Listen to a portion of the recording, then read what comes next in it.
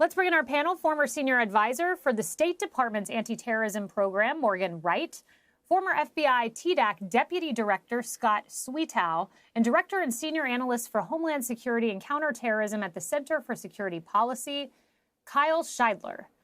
You know, I want to begin with you, Scott, with what we just heard. So we do not believe this individual acted alone. That means there are potential terrorists on the loose right now. What is law enforcement doing to find them right now? So it sounds cliched, but there is an absolute full court press going on, both on the traditional law enforcement side, but also on the counterterrorism side.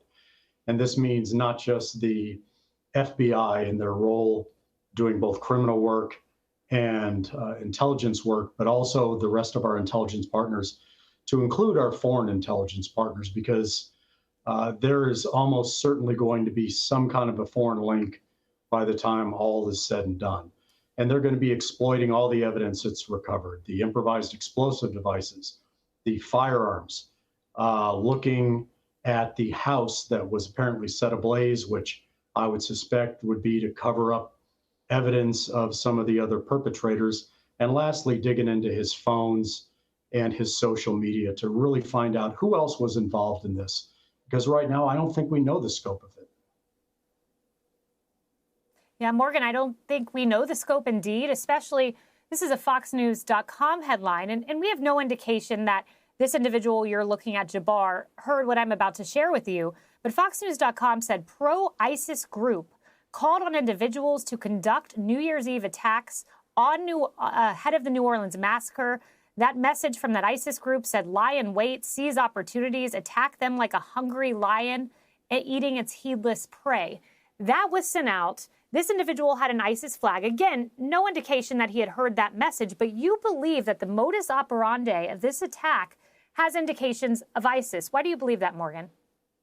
You know, a lot of reasons. First of all, I mean, this is a classic tactic of what ISIS did, what Al-Qaeda did. First of all, you launch an attack, and then as the first responders come in, you've got a secondary line of attack. You've got IEDs or other explosives that will go off.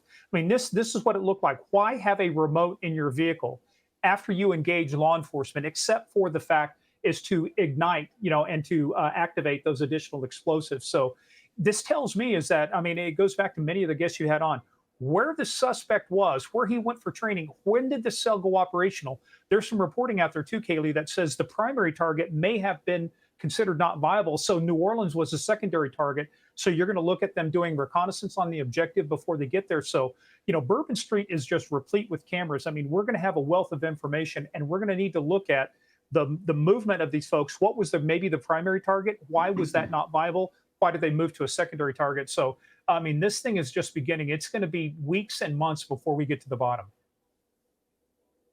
Kyle, I want to read something you said to our producers. It really stood out to me. We have limited counterterrorism efforts, you say, speaking of the federal government, because they're wasting their time on Catholics and parents at PTA meetings.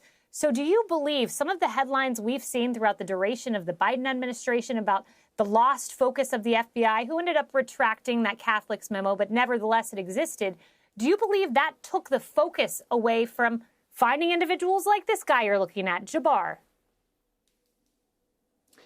Absolutely. Unfortunately, the reality is that beginning with the Obama administration and moving to what they call countering violent extremism and away from traditional counterterrorism methods, we have inculcated federal law enforcement with education that tells them to focus on the mentally ill, people who are deep in chat rooms, instead of looking at terror networks, terror sponsors, looking at training and indoctrination networks.